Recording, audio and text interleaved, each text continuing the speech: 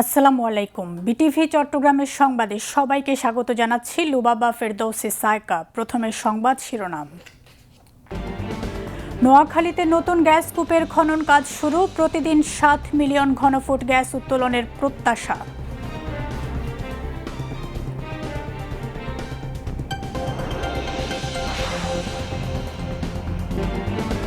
স্বাস্থ্য খাতের বরাদ্দকৃত অর্থ স্বচ্ছতার সাথে ব্যয় করে মানসম্মত স্বাস্থ্যসেবা নিশ্চিত করার আহ্বান স্বাস্থ্যমন্ত্রীর।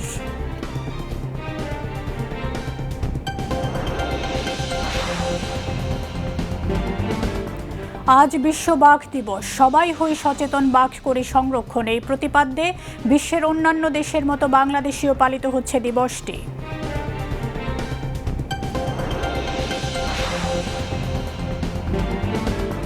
চট্টগ্রামে টানা বর্ষণ ও জোয়ারে জলাবদ্ধতা হলেও দ্রুত পানি নিষ্কাশনে স্বস্তি। স্থায়ী সমাধানে সমন্বিত পরিকল্পনার তাগিদ নগর পরিকল্পনাবিদদের।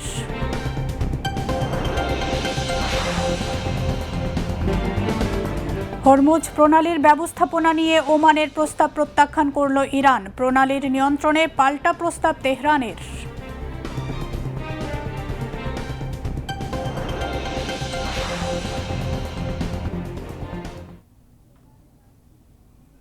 এতক্ষণ সংবাদ শিরোনাম শুনলেন, এবার বিস্তারিত।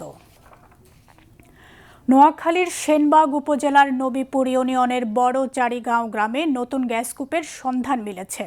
৪৫ দিন খনন ও ১৫ দিন ডিএসটি টেস্ট শেষে জানা যাবে মজুদকৃত গ্যাসের পরিমাণ। তবে কূপটি সফলভাবে খনন ও ডিএসটি পরীক্ষা সম্পন্ন হলে প্রতিদিন এখান থেকে 7 মিলিয়ন ঘনফুট গ্যাস জাতীয় গ্রিডে যুক্ত হতে পারে বলে প্রাথমিকভাবে ধারণা করা হচ্ছে। গতকাল দুপুরে Bangladesh petroleum exploration and production company limited Bapex এই নতুন কূপটির খনন কাজের সূচনা করে। আজ সকাল থেকে পুরো দমে চলছে খননের কাজ। প্রকল্পটির নাম দেওয়া হয়েছে সুন্দরপুর 4 মূল্যায়ন কাম উন্নয়ন কূপ খনন প্রকল্প। বাপেক্স সূত্রে জানা যায়, প্রাথমিকভাবে কূপটি মাটির নিচে 1550 মিটার খননের লক্ষ্যমাত্রা নির্ধারণ করা হয়েছে। এর 1361 মিটার ও 1450 মিটার মাটির নিচে 2টি জোনে প্রাকৃতিক গ্যাস মিলতে পারে বলে আশা করা হচ্ছে। চলতি বাজেটে স্বাস্থ্য খাতের বরাদ্দকৃত অর্থ সততার সাথে ব্যয় করে আরও সহজলভ্য ও মানসম্মত স্বাস্থ্যসেবা নিশ্চিত করার আহ্বান জানিয়েছেন স্বাস্থ্যমন্ত্রী সরদার মোহাম্মদ সাখাওয়াত হোসেন। তিনি আজ ঢাকায় বাংলাদেশের জনস্বাস্থ্য ব্যবস্থার ঘাটতি পূরণ শীর্ষক এক কর্মশালায় এ আহ্বান জানান। গবেষণার ফলাফল উপস্থাপন করেন পিপিআরসির নির্বাহী চেয়ারম্যান ও team leader doctor Hossain Zillur Rahman. অনুষ্ঠানে স্বাস্থ্য অধিদপ্তরের মহাপরিচালক অধ্যাপক ডাক্তার প্রভাত চন্দ্র বিশ্বাস, স্বাস্থ্য অর্থনীতি ইউনিটের মহাপরিচালক ডক্টর মোহাম্মদ এনামুল হক সহ স্বাস্থ্য সেক্টরের বিভিন্ন পর্যায়ের কর্মকর্তারা বক্তৃতা করেন। স্বাস্থ্যমন্ত্রী বলেন, বিগত সরকারের সময়ে পরিকল্পনাহীনভাবে চিকিৎসা সরঞ্জাম কেনা হয়েছে এবং হাসপাতালের বিভিন্ন ক্রয় কার্যক্রমে অতিরিক্ত ব্যয় ও অনিয়মের ঘটনা ঘটেছে। স্বাস্থ্য খাতে চলতি বাজেটে বরাদ্দ বেড়েছে উল্লেখ করে উপজেলা থেকে মেডিকেল কলেজ হাসপাতাল সব পর্যায়ের স্বাস্থ্যসেবায় অবকাঠামো ও চিকিৎসা সুবিধা সম্প্রসারণে নেয়া নানা উদ্যোগের কথা জানান তিনি।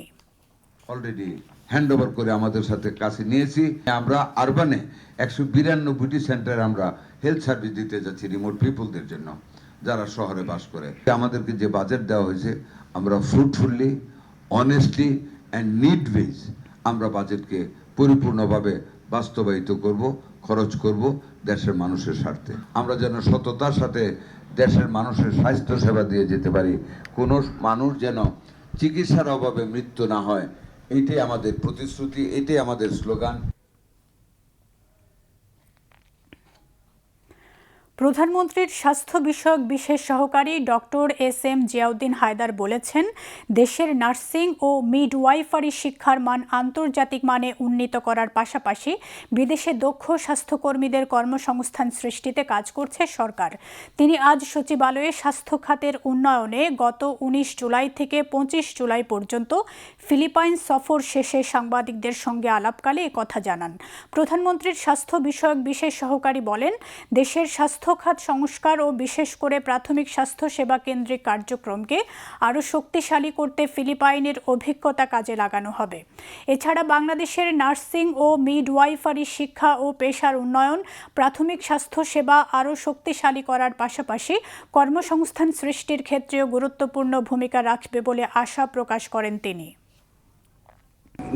নার্সদের সোশ্যাল পজিশনিং থেকে শুরু করে শিক্ষার মান, তারপরে প্রফেশনের ওনাদের যে মান, এগুলো বিশ্বের যে ভালো দেশগুলোতে উন্নত স্বাস্থ্য ব্যবস্থা আছে তার তুলনায় একেবারেই অপ্রতিম। এবং আজকে বাংলাদেশে মনে হয় যে প্রায় 1,21,000 মতো আপনার নার্সের সংখ্যা। আমাদের দেশে নার্সিং কলেজের সংখ্যা আছে প্রায় 450 মতো। তার মধ্যে মনে হয় 73টা আপনার পাবলিক সেক্টরে সরকার পরিচালনা করছে। প্রত্যেক বছর আমাদের দেশে প্রায় 25 থেকে 30,000 নার্স আপনার গ্রাজুয়েট হচ্ছে। আমরা যদি কোয়ালিটির দিকে তাকাই তাহলে কোয়ালিটি অত্যন্ত অপ্রতুল। হ্যাঁ, আমাদের এখানে এখনও 3 বছরের নার্সিং ডিপ্লোমা দেওয়া হয়, যেটা বিশ্বের বেশিরভাগ দেশেই এই 3 বছরের আর কোনো ডিপ্লোমা দেওয়া হয় না। হ্যাঁ, সব জায়গাতেই 4 বছরের আপনার ব্যাচেলর ইন সায়েন্স থেকেই নার্সিং ডিগ্রি শুরু হয়। তো আমরা বোঝার জন্য যে আমাদের বিশ্বের এই অংশের যে দেশগুলোতে নার্সিং এডুকেশন এবং প্রফেশনটা ভালো মানে আছে, যেটা বিশ্বে স্বীকৃত, হ্যাঁ, এরকম একটা দেশ যেমন ফিলিপিন্সকে আমরা বেছে নিয়েছিলাম। হেলথ সেক্টর আপনার সর্বাধিক আপনার এমপ্লয়মেন্ট জেনারেট করতে সামর্থ্য, হ্যাঁ, নার্স, মিডওয়াইফ, মেডিকেল টেকনোলজিস্ট, হ্যাঁ, এবং আমরা বিশ্বের চারিদিকে যদি আমরা সঠিক মানের আপনার প্রফেশনাল তৈরি করতে পারি, আমরা এই দক্ষ জনশক্তিকে বিশ্বের বিভিন্ন জায়গাতে আমরা ছড়িয়ে দিতে পারবো। হ্যাঁ, তাতে করে আমাদের দেশের আপনার সামগ্রিক যে উন্নতি হবে। আজ বিশ্ব বাঘ দিবস। সবাই হই সচেতন, বাঘ করি সংরক্ষণ। এ প্রতিপাদ্যে বিশ্বের অন্যান্য দেশের ন্যায় বাংলাদেশে দিবসটি উদযাপিত হচ্ছে। এ উপলক্ষে রাজধানীর মিরপুরে জাতীয় চিড়িয়াখানায় এক বর্ণাঢ্য র্যালি অনুষ্ঠিত হয়। র্যালিতে মৎস্য ও প্রাণী সম্পদ প্রতিমন্ত্রী সুলতান সালাউদ্দিন টুকু, মন্ত্রণালয়ের সচিব মোহাম্মদ দেলোয়ার হোসেন ও প্রাণী সম্পদ অধিদপ্তরের মহাপরিচালক মোহাম্মদ শাহজামান খান সহ প্রাণী সম্পদ মন্ত্রণালয়ের বিভিন্ন স্তরের কর্মকর্তাগণ অংশগ্রহণ করেন। র্যালি শেষে মৎস্য ও প্রাণী সম্পদ প্রতিমন্ত্রী বলেন, প্রাণ প্রকৃতির ভারসাম্য রক্ষা করতে বাঘ ও বাঘের আবাসস্থল সংরক্ষণ করতে হবে। বন্য প্রাণী সংরক্ষণে সকলকে সচেতনভাবে কাজ করার আহ্বান জানান প্রতিমন্ত্রী। ক্রমান্বয়ে যে বাঘ শেষ হয়ে যাচ্ছে, নিঃশেষ হয়ে যাচ্ছে, আমরা যদি উদ্যোগী না হই, আমরা যদি সচেতন না থাকি, তাহলে এই প্রজাতির প্রাণী একসময় দেখা যাবে বিলুপ্ত হয়ে যাচ্ছে। সেই সচেতনতা সৃষ্টি করার জন্য, বাঘকে সংরক্ষণ করার জন্য আজকের এই দিবসটি পালন করছি আমরা। এটিকে কীভাবে আমরা নতুন প্রজন্মের কাছে তুলে ধরতে পারি, মানুষকে সচেতন করতে পারি, আগামী দিনে এটি আমাদের জাতীয় সম্পদ, এটিকে ধরে রাখার জন্য আমরা পদক্ষেপ নিব। বনকর্মীদের প্রচেষ্টা ও দীর্ঘ চিকিৎসা শেষে সুস্থ হয়ে ওঠায় সম্প্রতি একটি বাঘিনীকে অবমুক্ত করা হয়েছে সুন্দরবনে। গত জানুয়ারিতে চোরা শিকারীদের ফাঁদে আটকা পড়ে আহত বাঘিনীটি। চিকিৎসার পর 12 জুলাই তাকে নিজের আবাসে ছেড়ে দেওয়া হয়। এরপরে সুন্দরবন পূর্ব বন বিভাগের আন্ধারমানিক ইকোট্যুরিজম কেন্দ্র সংলগ্ন বনাঞ্চলে কেউ কেউ তার দেখা পেয়েছেন। বাঘ দিবসে বাঘিনীর ফেরা ও তার বর্তমান অবস্থার কথা জানাচ্ছেন ইমরানুজ্জামান। যে বাঘটিকে গহীন অরণ্যের পথে যেতে দেখা যাচ্ছে, সে মাস 6 আগে চোরা হরিণ শিকারীর ফাঁদে আটকা পড়ে আহত হয়ে হাসপাতালে চিকিৎসাধীন ছিল। বাঘটিকে 12 জুলাই অবমুক্ত করে বাংলাদেশের বন্যপ্রাণী সংরক্ষণ বিভাগ। আন্ধারমানিক ইকোট্যুরিজম কেন্দ্রের কাছেই শেলা নদীর তীরে দুর্বল প্রায় বাঘিনীটি হেঁটে বনের ভিতর চলে যায়। প্রায় 150 মিটার পথ হেঁটে ধীরে ধীরে চলৎশক্তি ফিরে পায় বাঘটি ছাড়ার আগে প্রায় 8 বর্গমাইল জুড়ে ক্যামেরা ট্র্যাপিং করে তার গতিবিধি লক্ষ্য করা হচ্ছে। রয়্যাল বেঙ্গল টাইগার আমাদের সুন্দরবন ঐতিহ্য, এটা বিশ্ব ঐতিহ্য। এই বিশ্ব ঐতিহ্যকে সুরক্ষা করার জন্য বাঘ একটা বড় ভূমিকা পালন করছে। সুতরাং আমরা বাঘের সংখ্যা বৃদ্ধি করার জন্য আমরা কাজ করছি, পাশাপাশি এই প্রাণ প্রকৃতি সুরক্ষার জন্য আমরা আগের থেকে বেশি মনে করেন পদক্ষেপ নিয়েছি। যেমন আমাদের লোকালয়ে যে প্রবেশের জায়গায় যে ব্যাপারটা ছিল, আমরা ওখানে খাল খনন করা হয়েছে। আমরা এই বাঘ যেন লোকালয়ে প্রবেশ করতে না পারে, এই জন্য ওখানে আবার ফেন্সিং এর ব্যবস্থা করা হয়েছে রশি দিয়ে। এবং আমরা দেখতে পাচ্ছি বাঘ ওই পর্যন্ত যে আবার ফিরে আসতেছে। অর্থাৎ আমাদের প্রত্যেকটা পদক্ষেপ পরিবেশ বান্ধব এবং এই প্রাণ প্রকৃতি বান্ধব, আমরা সেভাবেই কাজ করছি। 2018 সালের জরিপে সুন্দরবনে 114টি বাঘের তথ্য পাওয়া যায়। এছাড়া 2024 সালের জরিপে 125টি বাঘের তথ্য পাওয়া যায়। প্রকৃতি আর জীববৈচিত্র্যের এক অবারিত আধার সুন্দরবন। সুন্দরবন থেকে সুন্দরী, গেওয়া, কেওড়া ও পশুর কাঠ, গোলপাতা, মধু, মোম এবং নদী ও খালের নানা প্রজাতির মাছ ও কাঁকড়া পাওয়া যায়। এছাড়া প্রতি বছর সাধারণত 200 থেকে 300 মেট্রিক টন মধু সংগ্রহ করা হয়। সুন্দরবনের যে প্রাকৃতিক সম্পদগুলো আছে তার ভিতরে যেমন গাছ, মাছ, মধু, গোলপাতা এগুলো। তো এগুলোর ভিতর যে সম্পদগুলো স্থায়ীভাবে রাখা যায়, যেমন আপনার গোলপাতা ও রাখা যায় না, আর মধুও রাখা যায় না, এটা কিন্তু 1 বছর পরে কিন্তু নষ্ট হয়ে যায়। কিন্তু মাছ আপনার গাছগুলো সংরক্ষণ করে রাখা যায়। এই জন্য মধু যদি আমি এই বছর সংরক্ষণ না করি, মানে যদি আমি আহরণ না করি, তাহলে দেখা যায় পরবর্তীতে কিন্তু ওইটার কোনো কাজে আসবে না। এই জন্য আমরা সবসময় চেষ্টা করি প্রতি বছর এপ্রিল মাস থেকে আরও 3 মাস পর্যন্ত আমাদের সুন্দরবনের থেকে মধু সংগ্রহ করা হয়। সুন্দরবনের এই সম্পদের উৎস তার প্রকৃতি ও জীববৈচিত্র্য। এই প্রকৃতি ও জীববৈচিত্র্য রক্ষা পেলেই বেঁচে থাকবে সুন্দরবন। নানা প্রাকৃতিক দুর্যোগে ডাল হয়ে রক্ষা করবে আমাদের। Imranuzzaman, BTV news. বাংলাদেশ টেলিভিশনের সাবেক মহাপরিচালক AK মুস্তাফিজুর রহমানের নামাজে জানাজা আজ সকালে রামপুরায় বিটিভি প্রাঙ্গণে অনুষ্ঠিত হয়েছে। জানাজায় বিটিভির সর্বস্তরের কর্মকর্তা কর্মচারী ছাড়াও সাবেক সহকর্মী, মিডিয়া ব্যক্তিত্ব ও বিভিন্ন টেলিভিশনের কর্মীগণ অংশ নেন। পরে তথ্য সম্প্রচার মন্ত্রীর পক্ষে তাঁর মরদেহে ফুল দিয়ে শ্রদ্ধা জানানো হয়। মুস্তাফিজুর রহমান 26 জুলাই উত্তরায় তার নিজ বাসভবনে শেষ নিঃশ্বাস ত্যাগ করেন। ইমরানুজ্জামানের প্রতিবেদন।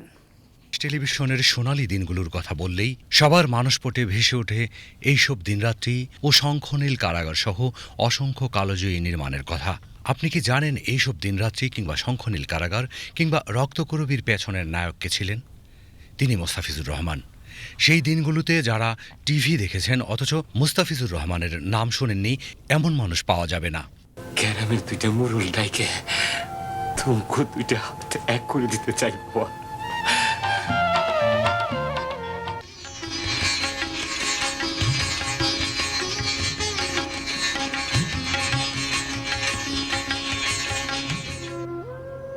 আজ মুস্তাফিজুর রহমানের চলে যাবার দিন। আমাদের সবার প্রিয় এই মানুষটি আজ চলে গেলেন না ফেরার দেশে। তিনি 26শে জুলাই শেষ নিঃশ্বাস ত্যাগ করেছেন। বাকি সময়টা ছিলেন হিমঘরে শ্বাস প্রশ্বাস ছাড়াই। আজ এই ক্ষণজন্মা মানুষটির নামাজে জানাজা অনুষ্ঠিত হল তার কর্মস্থল বিটিভি প্রাঙ্গণে। এখানে এসেছিলেন তার পুরনো সহকর্মী ও স্বজনেরা, আর আসতে পারেননি তার অসংখ্য সহকর্মী ও দর্শককুল। আল্লাহু আকবার, আল্লাহু আকবার। অল্প কথায় মুস্তাফিজুর রহমানের কৃতিত্বের কথা বলে শেষ করা যাবে না। তারপরেও স্বল্প পরিসরে শোনা গেল কিছু কথা। আর একটা বড় রকমের কাজ উনি সঙ্গে জড়িত, যেটা তেমন করে আলোচনা হয় না, সেটা হলো রক্তকরবী। বাংলাদেশ কেন, এই উপমহাদেশে ওই মাত্রা টেলিভিশন প্রোডাকশন হয়নি, কোথাও হয়নি। সেটার সঙ্গে কিন্তু মুস্তাফিজুর রহমান সাহেব জড়িত ছিলেন। উনি, মোস্তফা মনোহর ছিলেন প্রধান নির্মাতা, উনি তার সঙ্গে ছিলেন। তো এই কথাটা আমরা এর আগেও তেমন করে বলা হয়নি। মুস্তাফিজুর রহমান সাহেবের সঙ্গীত অনুষ্ঠান যেগুলো ছিল সেগুলো ভিন্ন মাত্রার ছিল। একটা সাধারণ সঙ্গীত অনুষ্ঠানকে উনি অন্য মাত্রায় নিয়ে যেতে পারতেন। দীর্ঘদিন একসঙ্গে কাজ করেছি, একটা পরিবারের মতো। তো কী বলবো, এখন এই মুহূর্তে তো বলার কিছু নেই। শঙ্খনীল কারাগারটা একটা আমার কাছে স্মৃতি। এমন একজন মানে ভালো পরিচালক, উনি একজন টেলিভিশনের জন্য একটা আদর্শ ছিলেন, যে প্রোগ্রাম ক্ষেত্রে নিজে একটা ইনস্টিটিউট ছিল। মুস্তাফিজুর রহমানকে মানে তার তুলনা সেই বাংলাদেশের টিভি নাট্যাঙ্গনটাকে একটা বিশেষ বৈশিষ্ট্যে দাঁড় করিয়ে গেছেন। কিন্তু তিনি বাংলাদেশ টেলিভিশনের পরেও 2টো টেলিভিশনের সাথে যুক্ত ছিলেন। বাংলা ভিশনের প্রতিষ্ঠাতা ব্যবস্থাপনা পরিচালক ছিলেন। এছাড়া গাজী টিভিতেও কাজ করেছেন। মানে তিনি জীবনের শেষ দিনের আগ পর্যন্ত টেলিভিশনের সাথে কোনো না কোনোভাবে যুক্ত ছিলেন। মাত্র 23 বছর বয়সে উনি যোগদান করেছিলেন বাংলাদেশ টেলিভিশনে। 1980 সালে আমরা যখন যোগদান করি বাংলাদেশ টেলিভিশনে, তখন যাদের গাইডেন্স পেয়েছিলাম তার ভিতর ছিলেন মোস্তাফিজুর রহমান, মোস্তফা কামাল সৈয়দ, আব্দুল আল মামুন এবং আতিকুল হক চৌধুরী। এবং এদের কাছ থেকে আমরা যা শিখেছি সেই সময়ে, সেটা এখনও আমরা সেটাকে ধারণ করি।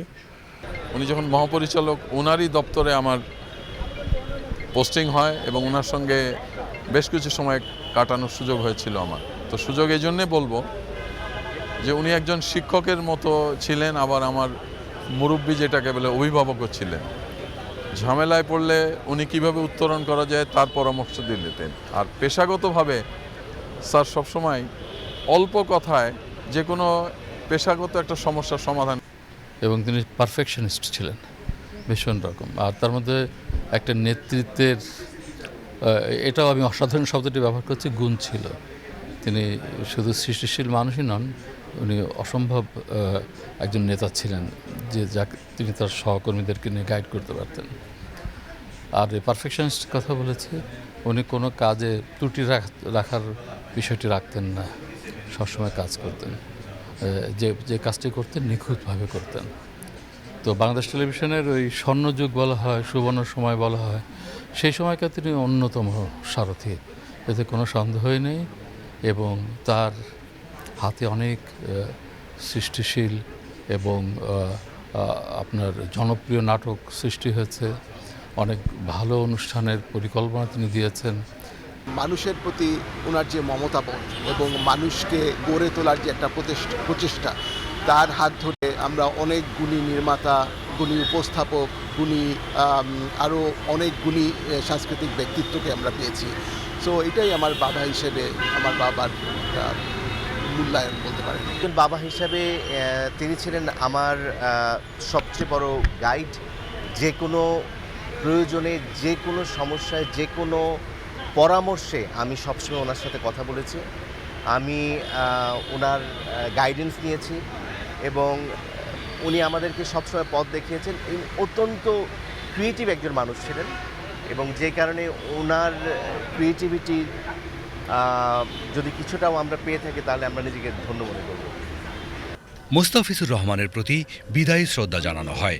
তথ্য ও সম্প্রচার মন্ত্রী জহিরুদ্দিন স্বপনের পক্ষ থেকে তার কফিনে ফুল দিয়ে শ্রদ্ধা জানানো হয়। বিটিভির মহাপরিচালক মাহবুবুল আলম ঊর্ধ্বতন কর্মকর্তাদের নিয়ে তার কফিনে পুষ্পার্ঘ্য অর্পণ করেন। মোস্তাফিজুর রহমানের মতো মানুষেরা বিটিভিকে দিয়ে গেছেন অনেক কিছু। দেশের সাংস্কৃতিক অঙ্গনকে করেছেন সমৃদ্ধ, পূরণ করেছেন মানুষের বিনোদন ক্ষুধা। তিনি আর দেখা দেবেন না আমাদের মাঝে। তার শিক্ষা হোক আমাদের প্রেরণার উৎস। এর বেশি আর কি বা চাইতে পারি। Imranuzzaman, BTV news.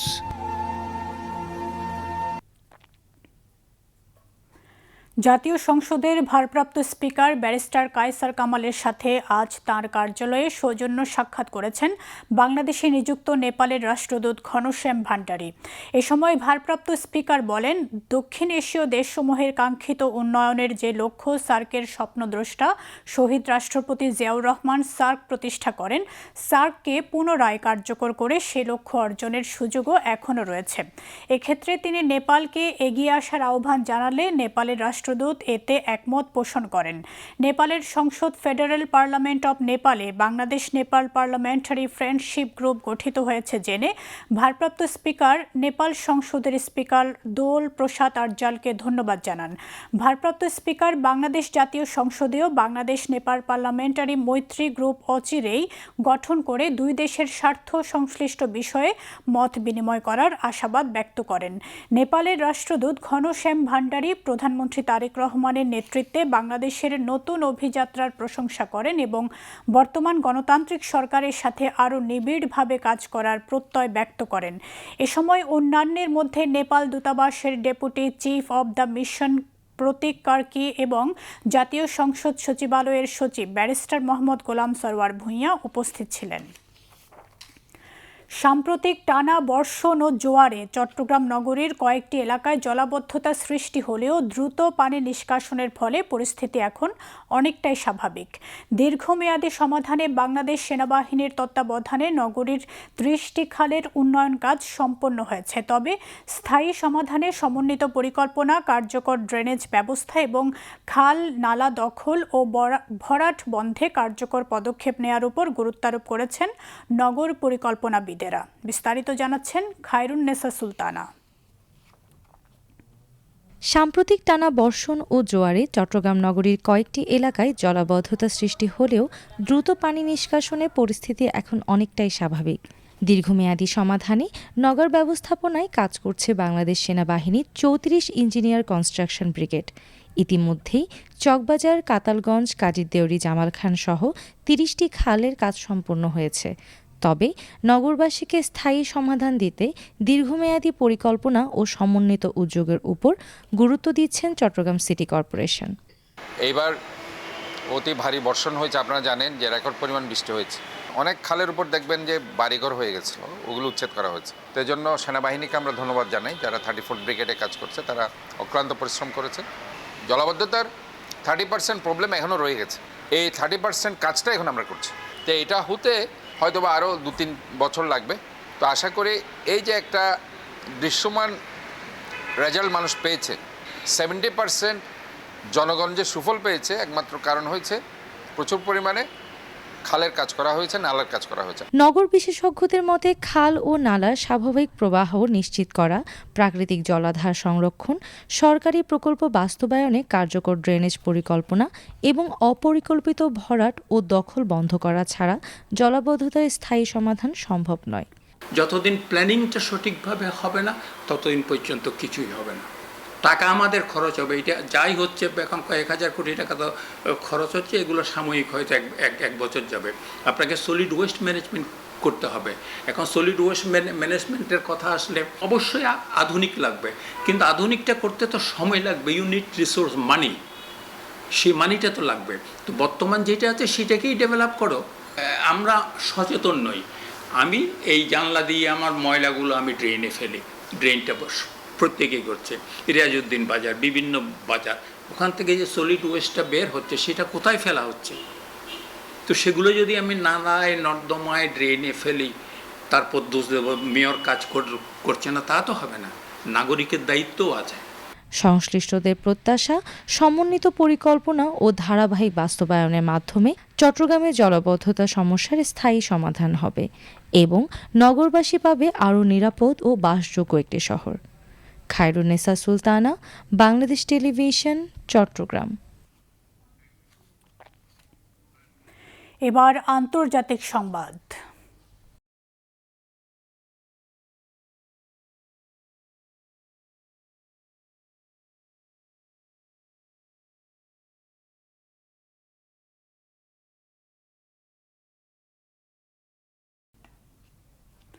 হরমুজ প্রণালীতে জাহাজ চলাচলের নিয়ন্ত্রণ ভাগাভাগি সংক্রান্ত ওমানের প্রস্তাব প্রত্যাখ্যান করেছে ইরান। একই সঙ্গে প্রণালীর ওমান অংশের নৌপথেও ইরানের নিয়ন্ত্রণ বজায় রাখার পাল্টা প্রস্তাব দিয়েছে তেহরান। আল জাজিরার প্রতিবেদনে বলা হয়েছে, ইরানের আইন ও আন্তর্জাতিক বিষয়ক উপপররাষ্ট্রমন্ত্রী কাজেম ঘারিবাবাদি রাষ্ট্রীয় টেলিভিশনকে দেয়া এক সাক্ষাৎকারে বলেন, ওমানের পরিকল্পনা অনুযায়ী একটি নৌপথের অর্ধেক অংশ ইরানের আঞ্চলিক জলসীমা এবং বাকি অর্ধেক ওমানের জলসীমার মধ্যে থাকবে। সেক্ষেত্রে জাহাজ ইরানের জলসীমা দিয়ে প্রবেশ করে ওমানের জলসীমা দিয়ে প্রণালী ত্যাগ করবে। ঘারিবাবাদি বলেন, তেহরান বিকল্প হিসেবে এমন একটি ব্যবস্থা প্রস্তাব করেছে যাতে ট্রানজিট রুটের একটি অংশ ইরানের জলসীমার মধ্যে থাকবে এবং ওমানের জলসীমায় থাকা নৌপথের অংশ ইরানের তত্ত্বাবধানে পরিচালিত হবে। তিনি আরও বলেন, ওমান যদি এ প্রস্তাব গ্রহণ না করে তাহলে হরমুজ প্রণালীতে নৌ চলাচল বন্ধ রাখার অবস্থানেই থাকবে তেহরান। ইরান। এর আগে মালাক্কা প্রণালীর ব্যবস্থাপনার আলোকে হরমুজ প্রণালীর ব্যবস্থাপনা পরিকল্পনার প্রস্তাব দেয় ওমান, যেটাতে হরমুজ প্রণালীর উপর ইরান একক নিয়ন্ত্রণ খর্ব করা হয়েছিল। একই সঙ্গে এই প্রণালী দিয়ে জাহাজ পারাপারে বাধ্যতামূলক টোলের পরিবর্তে স্বেচ্ছায় টোল প্রদানের প্রস্তাব রাখা হয়েছিল। নতুন এই পরিকল্পনার প্রতি সমর্থন দিয়েছিল উপসাগরীয় দেশগুলো। অন্যদিকে মধ্যপ্রাচ্য পরিস্থিতি নিয়ে ওয়াশিংটনে প্রেসিডেন্ট ডোনাল্ড ট্রাম্পের সঙ্গে বৈঠক করেছেন ইসরায়েলের প্রধানমন্ত্রী বেনিয়ামিন নেতানিয়াহু। বৈঠকটি চমৎকার ছিল বলে জানিয়েছেন ইসরায়েলের প্রধানমন্ত্রী। হোয়াইট হাউসের পক্ষ থেকে বলা হয়েছে, প্রেসিডেন্ট ট্রাম্পের সঙ্গে নেতানিয়াহুর এই বৈঠকটি ছিল ইতিবাচক ও গঠনমূলক। জাপানে দক্ষিণ পশ্চিমাঞ্চলীয় কিউশু দ্বীপে হওয়া 7.1 মাত্রার ভূমিকম্পে কুমামোতো শহরের কাছে অন্তত 13 জন নিহত হয়েছে। সেখানে ধসে পড়া ভবনের ধ্বংসস্তূপের নিচে আটকে পড়া ব্যক্তিদের উদ্ধারে চলছে জোর তৎপরতা। তবে আজ দেশটির প্রধানমন্ত্রী সানায়ে তাকাইচি এ তথ্য জানিয়েছে। শক্তিশালী এই ভূমিকম্পের আঘাতে পুরো কুমামোতো অঞ্চলে হাজার হাজার ঘরবাড়ির বিদ্যুৎ সংযোগ বিচ্ছিন্ন হয়ে গেছে, মারাত্মকভাবে ক্ষতিগ্রস্ত হয়েছে রাস্তাঘাট। আজ স্থানীয় সময় ভোর রাতে উদ্ধারকারীরা আংশিক ধসে পড়া একটি শপিং মলের ধ্বংসস্তূপ থেকে 8 জনকে জীবিত অবস্থায় বের করে আনে। ভূমিকম্পের প্রায় ঘণ্টা খানেক পরে অজ্ঞাত উৎস থেকে ঘটা এক বিস্ফোরণে শপিং মলটির একটি অংশ ধসে পড়ে। স্থানীয় গণমাধ্যমের খবর, গ্যাস লাইনে বিস্ফোরণ থেকে এই দুর্ঘটনা ঘটে থাকতে পারে বলে ধারণা করছে কর্তৃপক্ষ। সরকারি প্রচার মাধ্যম এনএইচকে জানায়, গতকাল মঙ্গলবার পর্যন্ত ওই বিপণে বিতানে 20 থেকে 30 জন কর্মী নিখোঁজ ছিলেন। এছাড়া নিপ্পন পেপার ইন্ডাস্ট্রিজের একটি কারখানার চিমনি ধসে পড়ার পর আরও 7 জন নিখোঁজ রয়েছেন। কর্তৃপক্ষ জানিয়েছে, কুমামোতো প্রিফেকচারের প্রায় 2,60,000 বাসিন্দাকে আশ্রয় কেন্দ্রগুলোতে যাওয়ার নির্দেশনা দেওয়া হয়েছে। ভূমিকম্পের উপকেন্দ্র কুমামোতো শহর থেকে প্রায় 20 কিলোমিটার দক্ষিণে। মধ্য কিউশুর সবচেয়ে বড় এ শহরে প্রায় 7 লাখ মানুষের বসবাস। ভূমিকম্পের তীব্র ঝাঁকুনি অনুভূত হওয়া এলাকাগুলোর বাসিন্দাদের আগামী 1 সপ্তাহ আরও শক্তিশালী ভূকম্পন ও ভূমিধসের বিষয়ে সতর্ক থাকার পরামর্শ দেওয়া হয়েছে। ফ্রান্সের আটলান্টিক উপকূলে দাবানলের তীব্রতা বৃদ্ধি পাওয়ায় পর্যটন কেন্দ্রগুলো থেকে আরও প্রায় 4,000 মানুষকে সরে যাওয়ার নির্দেশ দিয়েছে ফরাসি কর্তৃপক্ষ। নতুন করে তাপ প্রবাহ শুরু হওয়ায় বোর্দো শহরের পশ্চিমে বিশাল দাবানল নিয়ন্ত্রণে ফায়ার সার্ভিস কর্মীদের অক্লান্ত প্রচেষ্টা কঠিন চ্যালেঞ্জের মুখে পড়েছে। বোর্দো শহরের কাছে জ্বলতে থাকা বড় দাবানল থেকে অগ্নি মেঘ তৈরি হয়েছে, যার কারণে ঝোড়ো বাতাস ও বজ্রপাত হতে পারে। ফ্রান্স ও স্পেন মিলিয়ে প্রায় 3,30,000 মানুষকে চরম এই দাবানলের কারণে ঘরবাড়ি ও অবকাশ যাপন কেন্দ্র ছেড়ে নিরাপদ আশ্রয়ে যেতে হয়েছে। এদিকে একাধিক স্থানে আগুন অনিয়ন্ত্রিত অবস্থায় থাকায় চলতি গ্রীষ্মের 4র্থ তাপ প্রবাহের প্রস্তুতি নিচ্ছে স্পেন। এর মধ্যে দেশটির ইতিহাসের সবচেয়ে বড় দাবানলের মুখোমুখি হতে হচ্ছে তাদের। ফ্রান্সের স্বরাষ্ট্রমন্ত্রী লরেন্ট ডুনিয়েজ জানান, যুদ্ধ পরিস্থিতির বাইরে এটি দেশের ইতিহাসে সবচেয়ে বড় বেসামরিক নিরাপদ স্থানান্তর প্রক্রিয়া হওয়ার সম্ভাবনা প্রবল। রাতের শান্ত আবহাওয়া কাজে লাগিয়ে ফায়ার সার্ভিস কর্মীরা জেরোন্দ অঞ্চলের আগুন কিছুটা নিয়ন্ত্রণে রাখতে সক্ষম হয়েছেন। তবে তাপমাত্রা বৃদ্ধি ও আর্দ্রতা কমে গেলে আগুন আবারও ছড়িয়ে পড়ার তীব্র আশঙ্কা রয়েছে। ফ্রান্সের জাতীয় ফায়ার সার্ভিস ফেডারেশনের মুখপাত্র এরিক ব্রোকার্দি জানিয়েছেন, তাপমাত্রা বাড়লেও আগুন নেভানোর লড়াই অব্যাহত রাখা হবে। দেশটির স্বরাষ্ট্র মন্ত্রণালয়ের তথ্য অনুযায়ী চলতি বছরে ফ্রান্স জুড়ে 1,160 বর্গ কিলোমিটারেরও বেশি এলাকা আগুনে পুড়ে গেছে। পুরো ইউরোপে বৈশ্বিক গড়ের চেয়ে দ্বিগুণ গতিতে উত্তপ্ত হচ্ছে, যা পশ্চিম ইউরোপে অতি উষ্ণ জুন মাসের পর পরিস্থিতিকে আরও ভয়াবহ করে তুলেছে। আবহাওয়াবিদরা জানিয়েছেন, চলতি সপ্তাহে পশ্চিম ইউরোপে নতুন তাপপ্রবাহ তৈরি হতে পারে। আবারও দেশের খবর। এবার সংবাদের সত্যতা যাচাই ভিত্তিক পরিবেশনা ফ্যাক্ট চেক, সত্য জানুন।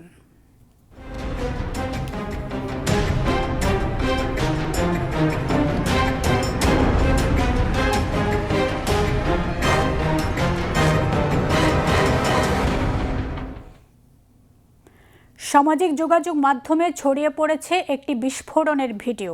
দাবি করা হচ্ছে গত ২৭ জুলাই রাতে সাভারে জঙ্গি গোষ্ঠী হামলা চালিয়েছে, তবে অনুসন্ধানে দেখা গেছে দাবিটি সঠিক নয়।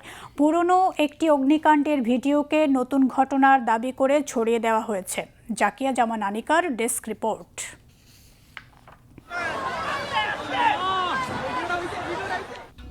সামাজিক যোগাযোগ মাধ্যমে ছড়িয়ে পড়া ভিডিওতে দেখা যায় রাতের আঁধারে বিস্ফোরণ ও আগুনের ভয়াবহ দৃশ্য। পোস্টগুলোর ক্যাপশনে দাবি করা হয় গত ২৭ জুলাই রাতে সাভারে জঙ্গি গোষ্ঠীর হামলায় এই বিস্ফোরণের ঘটনা ঘটেছে। অনুসন্ধানে জানা যায় দাবিটি সম্পূর্ণ মিথ্যা। ছড়িয়ে পড়া ভিডিওটির সঙ্গে সাম্প্রতিক সময়ে সাভারের কোনো ঘটনার সম্পর্ক নেই। যাচাইয়ে দেখা যায় ভিডিওটির মূল উৎস গত বছরের ২১ ফেব্রুয়ারির একটি অগ্নিকাণ্ড। সময় টিভির ফেসবুক পেজে ওই দিন প্রকাশিত প্রতিবেদনের ভিডিওর সঙ্গে ভাইরাল ভিডিওটির দৃশ্য হুবহু মিলে যায়। প্রতিবেদনে বলা হয়, রাজধানীর খিলগাঁওয়ের তালতলা মার্কেট সংলগ্ন একটি সমিলে আগুন লাগে এবং সেই ঘটনারই ভিডিও এটি। এছাড়া দৈনিক যুগান্তরে প্রকাশিত প্রতিবেদনেও একই তথ্য পাওয়া যায়। অর্থাৎ পুরনো একটি ঘটনার ভিডিওকে নতুন ঘটনার সঙ্গে যুক্ত করে বিভ্রান্তিকর দাবি ছড়ানো হয়েছে। পাশাপাশি ২৭ জুলাই রাতে সাভারে জঙ্গি হামলার দাবির সত্যতা যাচাই করে এমন কোনো নির্ভরযোগ্য তথ্য বা সংবাদ দেশের মূলধারার গণমাধ্যম কিংবা সংশ্লিষ্ট সূত্রে পাওয়া যায়নি।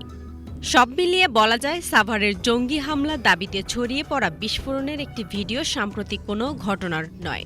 তাই ভাইরাল দাবিটি সম্পূর্ণ মিথ্যা। জাকিয়া জামান আনিকা, বিটিভি নিউজ।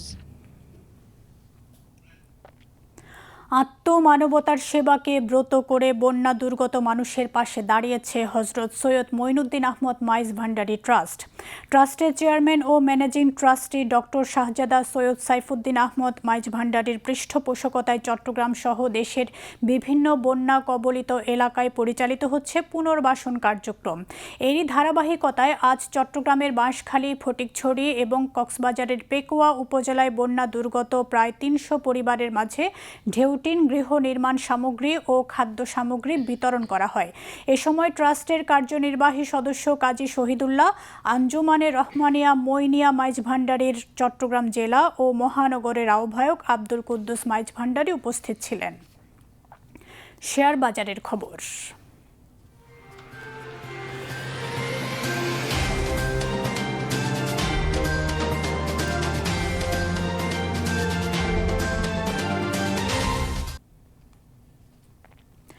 দুদিন চাঙ্গার পর চট্টগ্রাম স্টক এক্সচেঞ্জে শেয়ারের দরপতন হয়েছে।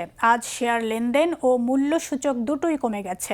দিন শেষে সার্বিক সূচক দাঁড়িয়েছে ১৫,৭১৩.০৪, যা গতকালের চেয়ে শতকরা 0.16 কম।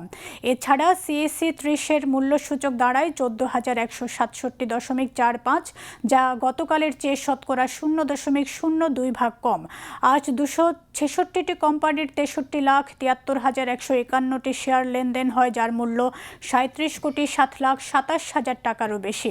এর মধ্যে ১১৩টি কোম্পানির শেয়ার দাম বেড়েছে, ১২৭টির কমেছে এবং ২৬টির দাম অপরিবর্তিত রয়েছে। এবার আবহাওয়ার খবর।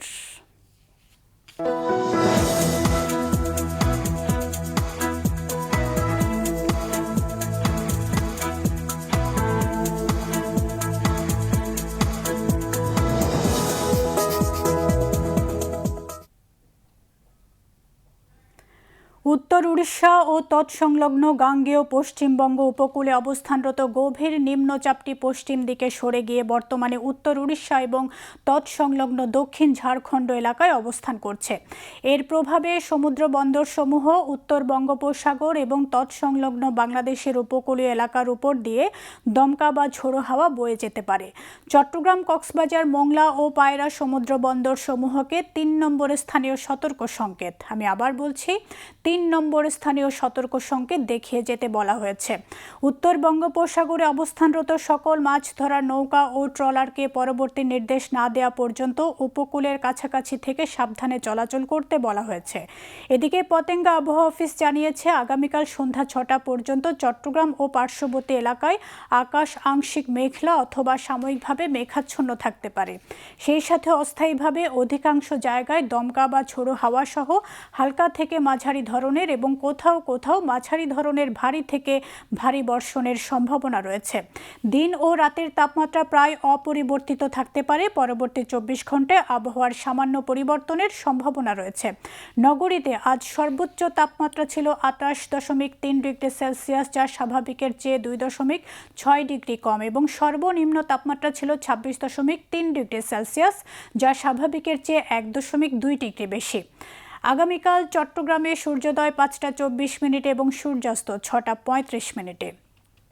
এবার জানিয়ে দিচ্ছি কর্ণফুলী নদীতে আগামীকালের জোয়ার ভাটার সময়সূচি। ভাটা শুরু হবে রাত 1:14, জোয়ার সকাল 7:41।